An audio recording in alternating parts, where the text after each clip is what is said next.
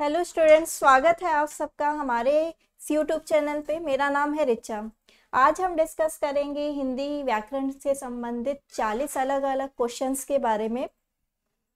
तो इन क्वेश्चंस के बारे में डिस्कस करने से पहले मैं आप लोग को बताना चाहती हूँ कि हमारा HP पटवारी का ऑनलाइन बैच 6 दिसंबर से शुरू हो रहा है, जो कि आपको 50% डिस्काउंट में मिलेगा। उसमें आपको mock test, live doubt session, daily current affairs, PDF notes, practice questions, ये सब मिलेंगे। साथ ही HPTGT कमीशन का नॉन मेडिकल ऑनलाइन बैच 3 भी 18 दिसंबर से शुरू हो रहा है। तो इसको परचेज करने के लिए आप निम्बस कैरियर ऐप डाउनलोड कर सकते हो, जिसका लिंक डिस्क्रिप्शन में दे रखा है। इसके अलावा हमारे पास ये अलग अलग कोर्सेज हैं जिनका रजिस्ट्रेशन फ़ी साथ ही मेंशन कर रखी है। ठीक है, तो इन सबको परचेज करने के लिए आप लोग को सेम प्रोसेस फॉलो करना पड़ेगा। तो चलते हैं हम अपने पहले क्वेश्चन पे। पहला क्वेश्चन है, कौन सा वाक्य मुहावरा नहीं है? तो हमने बहुत सारे मुहावरे पढ़ रखे हैं, जैसे कि लाल पीला होना, ये भी एक मुहावरा है, मतलब कि क्रोधित होना। सब्ज बाग दिखाना, मतलब कि झूठी दिलासा देना। पीला मुंह करना, हरा ही हरा सूझना। इसमें जो पीला मुंह करना, ये कोई मुहावरा नहीं है। हाथ पीले करना, ये एक मुहावरा है जिसका अर्थ होता है कि शादी हो जाना, लेकिन पीला मुंह करना ये कोई मुहावरा नहीं है। ठीक है, तो ये हमारा राइट आंसर होगा, आंसर ऑप्शन नंबर सी। हरा ही हरा सूझना, मतलब कि जो व्यक्ति सुखी होता है उसको दूसरे का सुख भी सुखी लगता है। ठीक है, तो अब चलते हैं हम अपने दूसरे क्वेश्चन पे।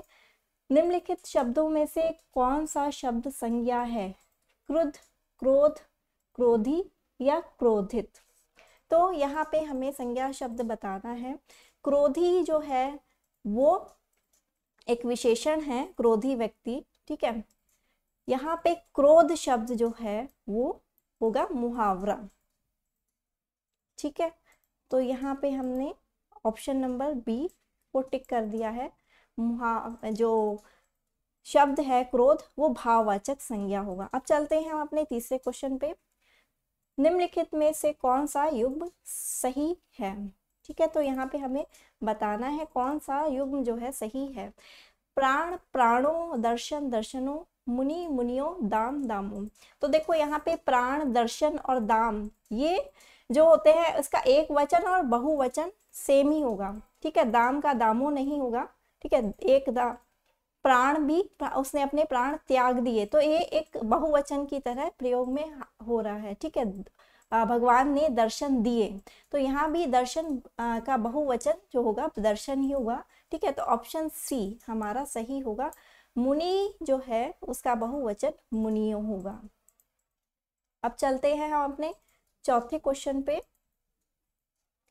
अनिश्चय वाचक सर्वनाम किस वाक्य में है? ऑप्शन ए, बाहर कोई खड़ा है। ऑप्शन बी, मुझे कुछ रुपए चाहिए, यह पुस्तक मेरी है, आप क्या लाए हैं?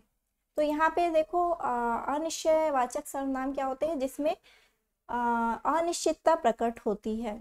तो यहाँ पे बाहर कोई खड़ा है, ऑप्शन ए होगा हमारा राइट आंसर। यहाँ पे अनिश्चितता प्रकट हो रही है कि कोई निश्चित नहीं है कि यहाँ पे कौन सा व्यक्ति खड़ा है, अनिश्चितता प्रकट हो रही है, इसीलिए ये अनिश्चयवाचक सर्वनाम होगा। अब चलते हैं हम अपने पांचवें क्वेश्चन पे। संज्ञा से बना विशेषण कौन सा नहीं है? ठीक है, तो यहाँ पे कुछ विशेषण शब्द दे रखे हैं, इसमें हमें बताना है कि कौन सा ऐसा विशेषण है जो संज्ञा से नहीं बना है।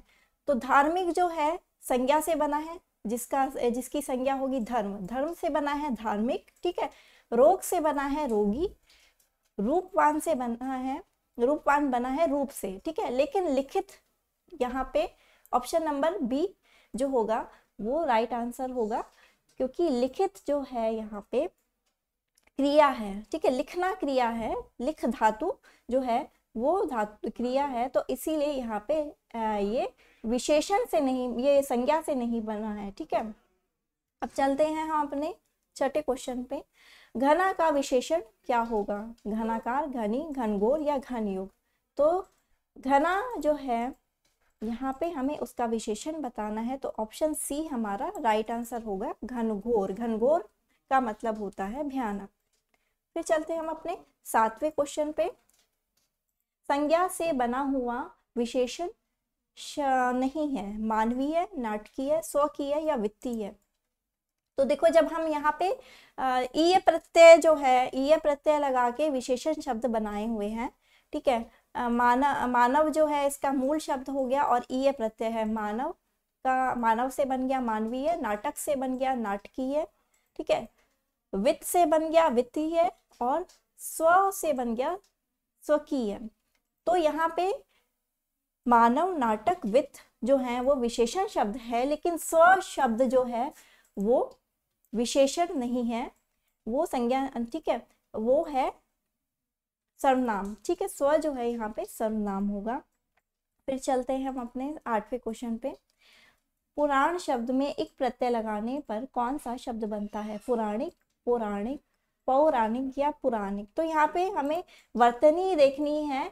जब हम पुराण शब्द में एक प्रत्यय जोड़ देते हैं तो उसकी वर्तनी जो है बदल जाएगी। तो ऑप्शन नंबर सी जो होगा हमारा पौराणिक सही होगा, ना कि ऑप्शन नंबर ए, ठीक है। तो यहाँ पे ध्यान देने वाली बात है कि हमें अपनी वर्तनी को भी देखना है। कई लोग ये सोचेंगे कि पुराण लिखा है तो यहाँ पे पुराणिक होगा, लेकिन जब हम इसमें एक प्रत्यय लगा देंगे तो इसका जो वर्तनी है वो बदल जाएगी और इसका जो शब्द हो जाएगा वो हो जाएगा पौराणिक। फिर चलते हैं हम अपने 9वें क्वेश्चन पे। यहाँ पे किस क्रमांक में आव प्रत्यय नहीं है? ठीक है, यहाँ हमें बताना है कहाँ पे आव प्रत्यय नहीं लगा हुआ है। तो हमें शब्दांश जो शब्द है उसके अंत में देखना है, ठीक है। बचाव में आव प्रत्यय है, यहाँ पे हमने मूल शब्द निकाल दिया बच, ठीक है। तनाव में आव प्रत्यय लगा हुआ है, तन हमने मूल शब्द निकाल दिया। रख हमने इसमें मूल शब्द निकाल दिया और आव प्रत्यय लगा है। लेकिन लिख जो है, लिखाव, लिखाव कोई शब्द नहीं होता है, लिखावट होता है, ठीक है। तो लिखावट में जो अगर हम प्रत्यय लगाएंगे तो होगा आवट। तो यहाँ पे आव प्रत्यय ना लग के क्या लगा है, आवट प्रत्यय लगा है, ठीक है। लिखावट होता है, ठीक है। तो यहाँ पे लिखाव शब्द कोई शब्द नहीं है, तो इसीलिए ये जो होगा ऑप्शन आपका राइट हो जाएगा। फिर आते हैं हम अपने 10वें क्वेश्चन पे। बद उपसर्ग का सही प्रयोग नहीं हुआ है। तो कौन सी शब्द में बद उपसर्ग का प्रयोग सही नहीं हुआ? बदनीयत, बदइज्जत, बदबू या बदहवास। तो बद, जैसे कि आप लोग को पता है, उपसर्ग जो होते हैं वे शब्दांश होते हैं जो शब्द के शुरू में जुड़ते हैं और शब्द का अर्थ बदल देते हैं। तो यहाँ पे देखो ये उर्दू वाले उपसर्ग जुड़े हुए हैं, जैसे बद, ठीक है। यहाँ पे भी बद जो है और बू जो हमने यहाँ पे निकाल दिया है मूल शब्द। नियत हमने मूल शब्द निकाल दिया, तो यहाँ पे भी हमने देखा कि बद जो है उपसर्ग का प्रयोग हो रखा है। लेकिन जो ऑप्शन बी है हमारा बद इज्जत, ये हमारा गलत होगा, क्योंकि बद इज्जत जो होता है कोई शब्द नहीं होता, वो शब्द क्या होता है, बेइज्जत, ठीक है, बेइज्जत।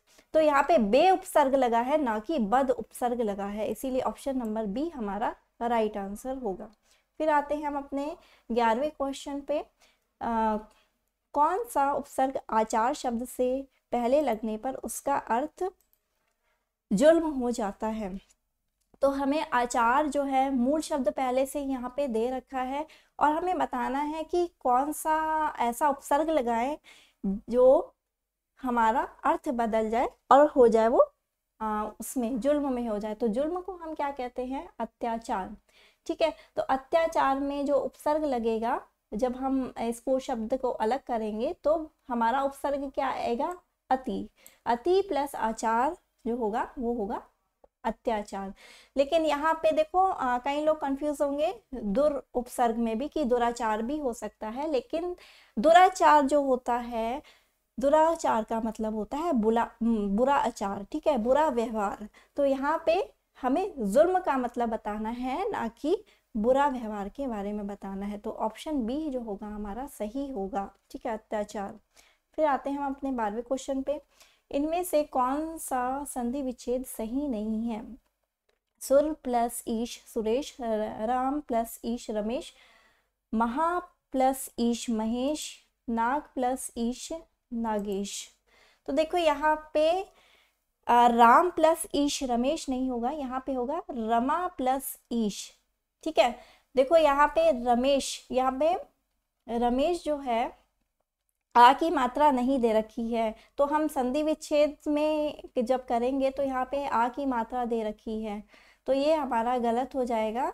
ठीक है, यहाँ पे रमेश के बारे में पूछा गया है, ना कि रामेश के बारे में पूछा गया है, तो ये मात्रा हम यहाँ से हटाएंगे। ठीक है, और यहाँ पे लगाएंगे रमा प्लस ईश, जो होगा वो होगा रमेश का सही संधि विच्छेद। फिर चलते हैं हम अपने 13वें क्वेश्चन पे। निर्विकार में कौन सी संधि है? व्यंजन संधि, दीर्घ संधि, विसर्ग संधि या गुण संधि? तो यहाँ पे देखो निर्विकार की जब हम संधि विच्छेद करेंगे तो क्या हो जाएगा? निहि प्लस विकार हो जाएगा उसका संधि विच्छेद। तो जहाँ भी विसर्ग लगता है वहां पे हो जाती है विसर्ग संधि, तो ऑप्शन सी जो होगा हमारा सही होगा। फिर आज चलते हैं हम अपने 14वें क्वेश्चन पे। कौन सा समास विग्रह सही नहीं है? दाल और रोटी, ठीक है, 5 है जिसके आनन पंचानन, पुस्तकालय में पुस्तक और आलय, सुलोचना सुंदर है जिसके लोचन। तो देखो समास विग्रह जब हम करते हैं तो हमें सही से पता होना चाहिए कि किस तरह हमें समास विग्रह करना चाहिए।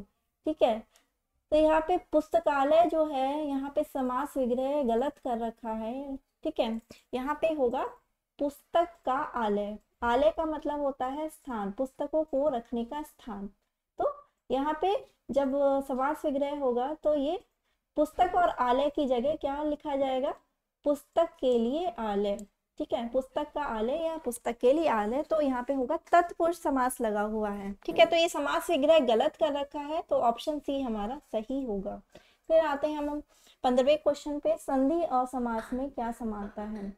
दोनों में ही शब्द विकास होता है, संधि और समास दोनों में ही ध्वनियां मिलती है, संधि और समास दोनों में ही ध्वनि विकार अनिवार्य है, या ऑप्शन डी शब्दों को संक्षिप्त करते हैं। तो यहाँ पे देखो ध्यान देने वाली बात है कि जब हम समास विग्रह करते हैं और उसका समस्त पद बनाते हैं, ठीक है, तो जैसे कि हम बोलते हैं कि गंगा जल, ठीक है, तो यहाँ पे अगर हमने समास विग्रह किया तो क्या होता है? गंगा का जल, लेकिन हमने उसको संक्षिप्त कर दिया है गंगा जल। ठीक है, अब हम विद्यालय का अगर संधि विच्छेद करेंगे तो विद्या प्लस आलय होगा। ठीक है, तो यहाँ पे भी हमने शब्द को छोटा कर दिया है, तो आंसर क्या होगा?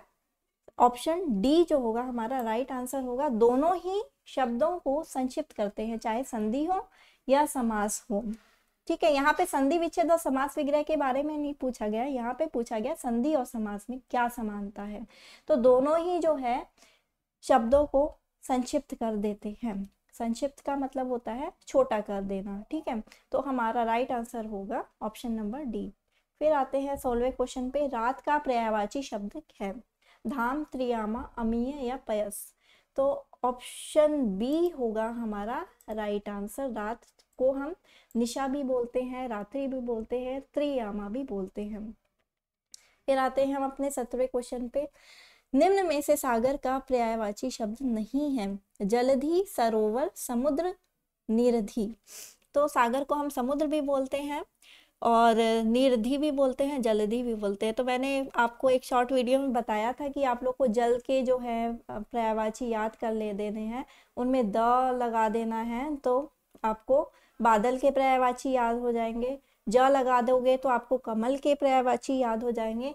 इसी तरह आप अगर ध भी लगा दोगे, धी लगा दोगे, तो वहाँ पे आपको समुद्र के पर्यायवाची शब्द याद हो जाएंगे। तो यहाँ पे आप देख सकते हो कि धी लगा है जल और धी नीर जो है जल का ही पर्यायवाची शब्द होता है, तो वहाँ भी धी लगा है। ध का मतलब होता है धारण करने वाला, जल को अर्थात जल को धारण करने वाला। तो यहाँ पे जो ऑप्शन हमारा ख जो होगा वो सही होगा। समुद्र का पर्यायवाची सरोवर नहीं है, ये पर्यायवाची है तालाब का। ठीक है, तो ऑप्शन ख जो है हमारा सही है।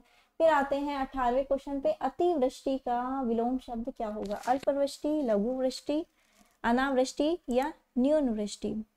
तो अति का मतलब होता है ज्यादा, जहाँ भी, और वृष्टि का मतलब होता है वर्षा। तो जहाँ भी ज्यादा वर्षा वाले क्षेत्र होंगे तो उनको बोला जाता है अतिवृष्टि। लेकिन जहाँ भी हमें बिल्कुल भी बारिश देखने को नहीं मिलती है वहाँ पे होगा अनावृष्टि। ठीक है, तो ऑप्शन सी यहाँ पे सही होगा, उसी का ही हमने विलोम शब्द बताना है। ठीक है, फिर आते हैं हम अपने 19वें क्वेश्चन पे, अमित का विलोम शब्द क्या होगा? परिमित, सुमित, कुमित या दुर्मित। तो यहाँ पे देखो अमित का मतलब होता है ज्यादा। ठीक है, तो परिमित का मतलब होता है सीमित। तो ऑप्शन ए हमारा सही होगा। फिर आते हैं हम अपने 20वें क्वेश्चन पे, निम्न में से कौन सा शब्द विदेशी है? लोटा, चाकू, आटा और पेट। तो देखो यहाँ पे सारे ही शब्द जो है लोटा, आटा, पेट जो है देशी शब्द हैं, लेकिन चाकू जो है सुनने में आपको लगेगा कि ये देशी शब्द है, लेकिन ये तुर्की भाषा से लिया गया शब्द है। तो ये चाकू जो है तुर्की शब्द है, और तो हमारा ऑप्शन बी सही आंसर होगा। फिर चलते हैं 21वें क्वेश्चन पे, संकर शब्द इनमें से नहीं है, टिकट घर, रेल यात्री, किताब घर या चिड़ियाघर। तो देखो संकर शब्द ऐसे शब्द होते हैं जो अलग अलग भाषा से बनाए जाते हैं। ठीक है, तो यहाँ पे देखो टिकट और घर, ये घर जो है हिंदी भाषा का शब्द है, टिकट जो है इंग्लिश भाषा का शब्द है, रेल भी अंग्रेजी भाषा का शब्द है, यात्री हिंदी का है। तो दो अलग अलग भाषाओं को मिला के जो है हमने एक शब्द बना दिया है, तो वो शब्द क्या कहलाएगा? हमारा संकर शब्द। ठीक है, फिर आते हैं हम अपने चिड़ियाघर पे।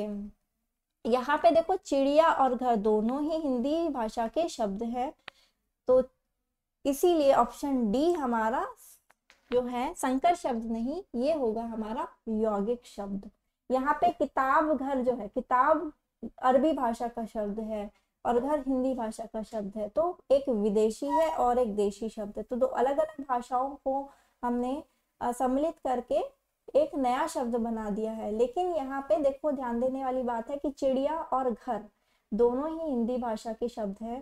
ठीक है, तो ये यौगिक शब्द हो गए, ना कि ये संकर शब्द। तो अब चलते हैं हम अपने 22वें क्वेश्चन पे, योग रूढ़ शब्द कौन सा है? पीला, घुड़सवार, लंबोदर या नाग। तो योग रूढ़ शब्द जो एक मैंने आपको ट्रिक बताई थी कि जहां भी हमें बहुव्रीहि समास देखने को मिले वहां पे हमें योग रूढ़ शब्द लगा देना है। तो लंबोदर को हम क्या कहते हैं? गणेश भी बोलते हैं, गणेश जी को लंबोदर भी बोला जाता है। तो ऑप्शन सी हमारा राइट आंसर होगा। फिर चलते हैं हम अपने 23वें क्वेश्चन पे, जो पहले कभी ना हुआ उसको क्या बोलेंगे? ठीक है, तो अद्भुत, अभूतपूर्व, अपूर्व या अनुपम। तो अभूतपूर्व जो पहले कभी ना हुआ, ऑप्शन बी हमारा राइट आंसर होगा। फिर चलते हैं 24वें क्वेश्चन पे, यहाँ पे बिना घर, एक वाक्य के लिए एक शब्द बताना है। ठीक है, जैसे कि आप लोग को एक वाक्य दे दिया कि भगवान में आस्था रखने वाला, उसको क्या बोलते हैं? तो हम बोलेंगे आस्तिक। ऐसे ही बिना घर का जो हो उसको हम क्या बोलेंगे? अनाथ, अनाहत, अनिकेत या अनिग्रह। तो यहाँ पे देखो घर का मतलब आपने पढ़ा है पर्यायवाची शब्द में निकेतन होता है। ठीक है, उसमें अ लगा दिया हमने तो ये बिना घर का बन गया। तो अनिकेत जो है ये एक ट्रिक हो गई आपको याद करने की कि जो बिना घर का हो उसको बोलेंगे अनिकेत। फिर आते हैं हम अपने 25वें क्वेश्चन पे, निम्न में से शुद्ध शब्द कौन सा है? ठीक है, तो हमें यहाँ पे शुद्ध शब्द बताना है। तो ये जो हलंत है उसका आप मतलब समझो कि ये आधा ज है। ठीक है, तो उज्जैनी जो है ये हमारा ऑप्शन सी सही होगा। लेकिन ध्यान देने वाली बात है कि जब हम उज्जवल लिखेंगे तो उसमें दोनों ज जो होते हैं वो आधे होते हैं। ठीक है, ज्यादातर शब्दों में जो होता है पहला शब्द आधा होता है जब शब्द रिपीट होते हैं। ठीक है, और दूसरा जो वर्ण होता है वो पूरा होता है, लेकिन यहाँ पे उज्ज्वल में दोनों ही जो होंगे आधे होंगे। लेकिन हमें अभी उज्जैनी शब्द के बारे में बताना है, तो ऑप्शन सी हमारा राइट आंसर होगा। ठीक है, तो उज्जैनी कुछ इस तरह से इसकी वर्तनी होगी। फिर चलते हैं 26वें क्वेश्चन में। यहाँ हमें ज्योत्सना का शब्द शुद्ध रूप बताना है। ठीक है, तो ऑप्शन बी जो होगा हमारा सही होगा। ठीक है, हलंत का यहाँ पे मतलब है आधा, आधे से। ठीक है, उसमें स्वर निकल गया है। ठीक है, तो आधा त होगा और आधा स होगा, तो हमारा राइट आंसर होगा ऑप्शन बी। फिर चलते हैं 27वें क्वेश्चन पे। किस क्रमांक में सूत और सुत शब्द का युग्म सही अर्थ भेद है? तो हमने समानार्थी शब्द में पढ़ा था, मतलब श्रुति सम भिन्नार्थक शब्द, मतलब कि सुनने में समान, ठीक है, जो शब्द और उनके भिन्न भिन्न अर्थ निकले। ठीक है, लेकिन वो जो है शब्द सुनने में असमान लगे हमें। ठीक है, तो यहाँ पे सुत और सूत का मतलब बताना है, तो यहाँ पे ऑप्शन ए हमारा सही होगा। सूत का मतलब होता है सारथी और सुत का मतलब होता है पुत्र। फिर आते हैं हम अपने 28वें क्वेश्चन पे। सम और शम युग्म का सही अर्थ वाला युग्म क्या होगा? शांति चावल शांति मोक्ष, चावल शांति या समान मोक्ष। तो सम का मतलब सब पता है कि सम का मतलब होता है समान। ठीक है, समान और शम का मतलब होता है मोक्ष, तो ऑप्शन डी हमारा सही होगा। फिर चलते हैं हम अपने 29वें क्वेश्चन पे। व्याकरण की दृष्टि से कौन सा वाक्य शुद्ध है? दास्ता युक्त जीवन ठीक नहीं, शायद वह जरूर आएगा, सप्रमाण सहित स्पष्ट कीजिए, देश की वर्तमान मौजूदा हालत ठीक नहीं है। तो देखो यहाँ पे ऑप्शन ए जो होगा हमारा सही होगा। दास्ता युक्त जीवन ठीक नहीं, ये वाक्य शुद्ध है। बाकी सब में मैं आपको अशुद्धता बताती हूँ। शायद वह जरूर आएगा, तो यहाँ पे देखो शायद और जरूर ये दो शब्द एक साथ नहीं लग सकते। या तो ये लगेगा कि शायद वह जाएगा, या ये लगेगा वह जरूर जाएगा, तो दोनों एक ही साथ लग गए हैं, तो ये हमारा इसलिए गलत हो गया। ठीक है, यहाँ फिर आते हैं हम अपने ऑप्शन सी में। सप्रमाण सहित स्पष्ट कीजिए। तो सप्रमाण का मतलब ही क्या होता है? प्रमाण के साथ। ठीक है, तो अब हम फिर सहित क्यों लगा रहे हैं यहाँ पे? तो सहित जो होगा ये या तो सप्रमाण लगेगा या सहित लगेगा, इसमें एक शब्द ही लगेगा। ठीक है, सप्रमाण स्पष्ट कीजिए, ये हमारा सही उत्तर होना चाहिए, या हम बोल सकते हैं प्रमाण सहित स्पष्ट कीजिए। ठीक है, फिर आते हैं ऑप्शन डी में। देश की वर्तमान मौजूदा हालत ठीक नहीं है। तो देखो यहाँ पे वर्तमान जो है हिंदी का शब्द है और मौजूदा जो है उर्दू का शब्द है, दोनों का ही मीनिंग सेम है और हम दोनों को ही यहाँ पे यूज कर रहे हैं। या तो हमें सिर्फ वर्तमान को यूज करना है या हमें यहाँ पे मौजूदा यूज करना है। ठीक है, तो मैंने आप लोग को यहाँ पे बता दिया कि इस सेंटेंस में अशुद्धता कहाँ पे है। ठीक है, तो ऑप्शन ए जो है हमारा राइट आंसर होगा, क्योंकि ये जो पूरा वाक्य है ये एकदम शुद्ध है। फिर चलते हैं हम 30वें क्वेश्चन पे।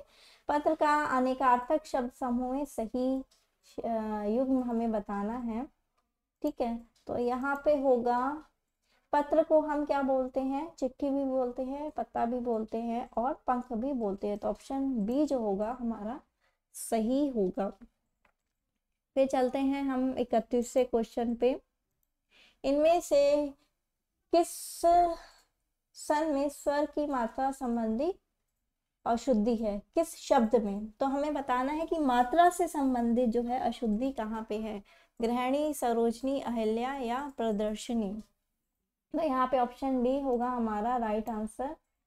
यहाँ पे प्रदर्शनी जो है उसमें जो छोटी की मात्रा नहीं दी जाएगी। ठीक है, यहाँ पे सिर्फ ऊपर रेफ की मात्रा आएगी।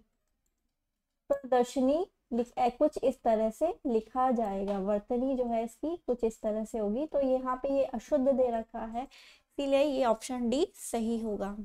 फिर चलते हैं हम अपने 32वें क्वेश्चन पे। अन्याय में कौन सा समास है? तत्पुरुष समास अव्ययीभाव समास, द्विगु समास या द्वंद्व समास। तो देखो यहाँ पे ये होगा तत्पुरुष समास।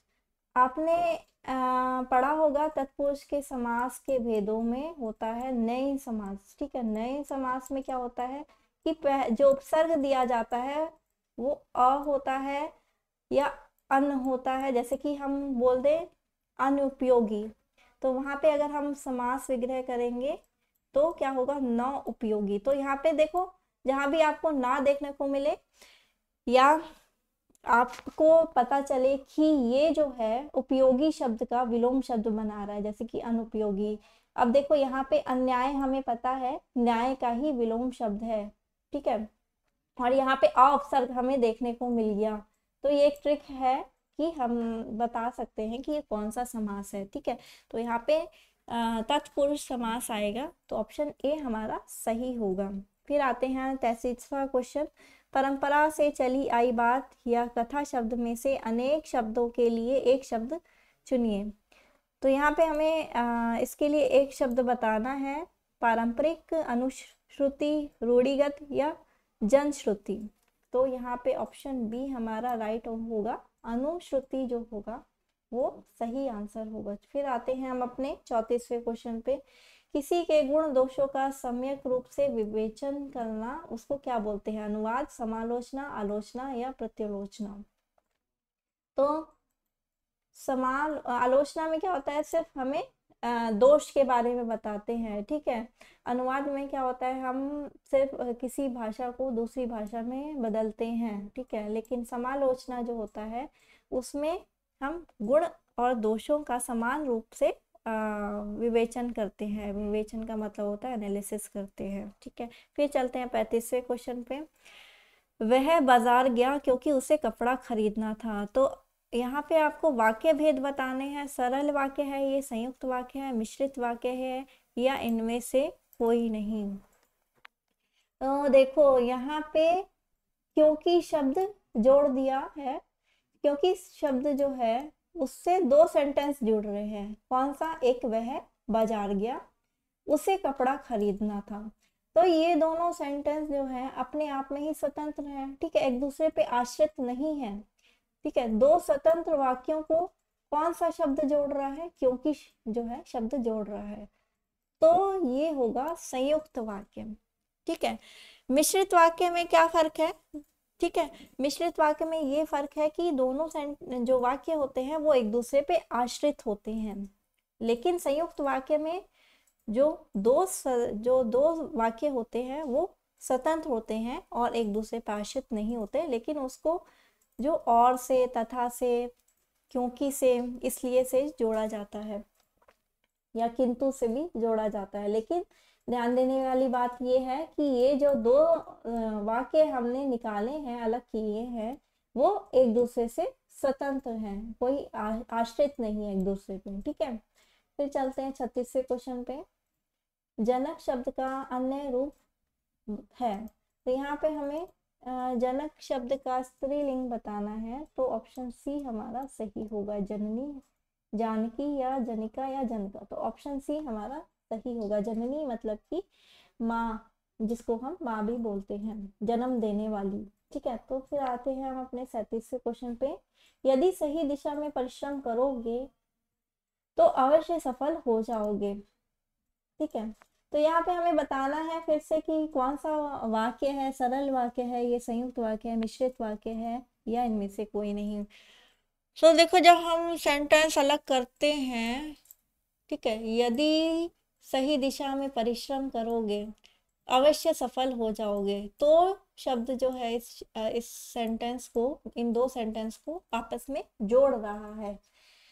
तो यहाँ पे ध्यान देने वाली बात यह है कि जब हम मिश्रित वाक्य जो होता है शुरू, वो होता है यदि से। यदि तुम परिश्रम नहीं करोगे तो सफल नहीं होगे। ठीक है, तो ऑप्शन सी हमारा सही होगा। ये दोनों सेंटेंस जो है, ये पहला सेंटेंस हमें पढ़ के अधूरा कुछ लग रहा है।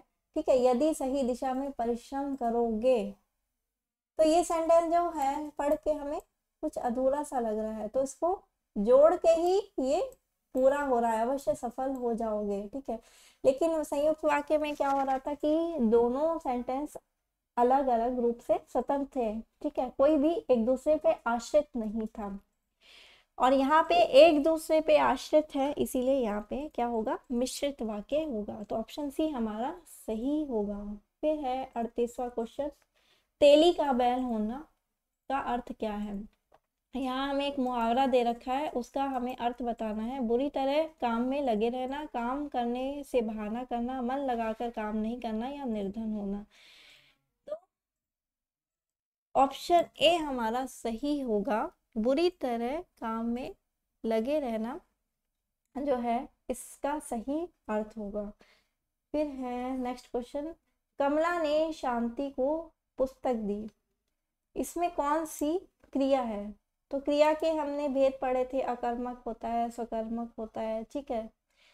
तो यहाँ पे हमें क्रिया के ही भेद बताने हैं, ठीक है। तो यहाँ पे ऑप्शन ब जो होगा सही होगा, द्विकर्मक क्रिया है, ठीक है। द्विकर्मक मतलब क्या होता है, यहाँ पे दो कर्म देखने को मिल रहे हैं। देखो क्रिया तो हो रही है, कर्म क्या होता है कि जिसपे क्रिया का फल पड़े, ठीक है। तो क्रिया यहाँ पे क्या हो रही है, दी जा रही है, ठीक है, देना यहाँ पे क्रिया हो गई, ठीक है। लेकिन यहाँ पे क्या किया जा रहा है कि उस देने का प्रभाव, जो देने की क्रिया है, दो लोगों पे पड़ रही है, शांति और पुस्तक, ठीक है। क्या दिया जा रहा है, पुस्तक दी जा रही है, शांत किसको दी जा रही है, शांति को दी जा रही है। तो इसको पहचानने की एक ट्रिक है कि आप शांति जो है वो एक सजीव प्राणी है और एक निर्जीव है, ठीक है, निर्जीव वस्तु है। तो यहाँ पे दो कर्म होते हैं, एक होता है सजीव और दूसरा होता है निर्जीव, ठीक है। ये तो यहाँ इसीलिए यहाँ पे द्विकर्मक क्रिया आएगी, ठीक है। यहाँ पे क्रिया का प्रभाव जो है दो कर्म पे पड़ रहा है, इसलिए। फिर आते हैं हम अपने 40वें क्वेश्चन पे, य वर्ण किस वर्णों के संयोग से बना है। तो हमें यहाँ बताना है कि य वर्ण जो है वो किस तरह से बना है।